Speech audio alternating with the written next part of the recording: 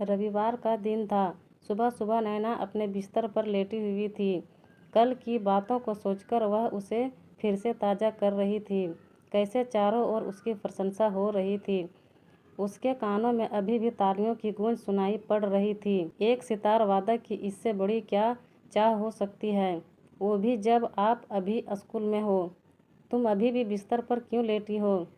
क्या तुमने अपना होमवर्क पूरा कर लिया? नैना की माँ ने कहा। ऐसा लगा जैसे उसकी मीठी आदों में किसी ने खलल डाल दिया हो। हाँ माँ, मैंने कंसर्ट से पहले ही ख़त्म कर लिया था, नैना ने जवाब दिया। उसकी माँ ने थोड़ी राहत की सांस ली और अपने कामों में लग गई। इसी बीच नैना का बड़ा भाई रवि उसके कमरे में आ गया।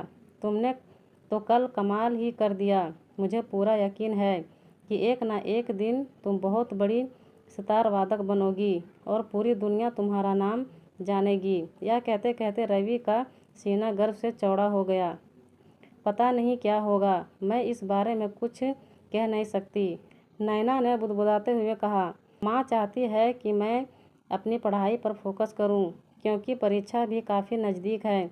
मुझे मुश्किल से प्रैक्टिस करने के लिए समय मिल पाता है। तुम जो कह रहे हो उसके लिए काफ़ी प्रैक्टिस की ज़रूरत पड़ती है। तुम दोनों के लिए समय निकाल सकती हो, चिंता ना करो, एक ना एक दिन ऐसा ही होगा। यह कहते हुए रवि की आंखों में विश्वास और प्यार स्पष्ट रूप से झलक रहा था। वह अपने उन दिनों को याद करने लगा जब उसके पिता की अचानक मृत्यु हो गई थी।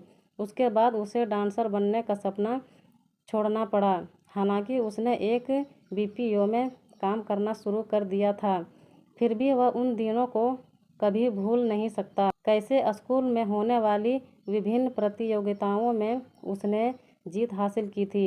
कुछ महीनों के बाद जब एग्ज़ाम के रिजल्ट आए तो नैना के चेहरे पर मिली जुली खुशी देखने को मिली। वह इस बात से खुश थी कि उसने एग्ज़ाम में अच्छा प्रदर्शन किया है, लेकिन वह अभी जानती थी कि उसे अब कॉलेज जाना पड़ेगा। दिन ब दिन नैना को लग रहा था जैसे उसके सपने अब उससे दूर होते जा रहे हैं। अब एग्ज़ाम में बेहतर ग्रेड आने की जानकारी रवि को मिली तो उसने नैना को बधाई देते हुए कहा, मैं पहले से ही जानता था कि तुम एग्ज़ाम में बहुत अच्छा करोगी।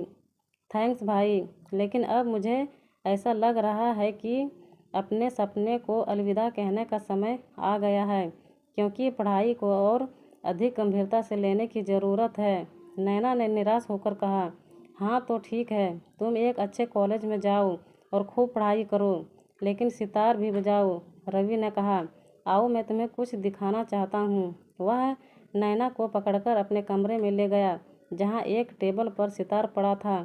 सितार के पास एक नोट भी था जिसमें लिखा था, नेवर स्टॉप प्लेइंग। दरअसल अपनी बहन को गिफ्ट में सितार देने के लिए रवि काफ़ी दिनों से हर महीने पैसे बचा रहा था। यह तुम्हारे लिए है।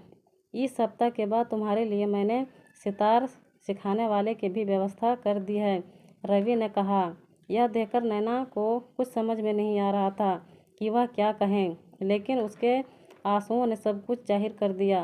रवि ने उसे गले लगाते हुए कहा, तुम मुझे अपने कंसर्ट के फ्री टिकट देकर इन चीज़ों का भुगतान कर सकती हो। यह सुनकर नैना के चेहरे पर दृढ़ संकल्प, कृतज्ञता और प्रेम भरी मुस्कान छा गई।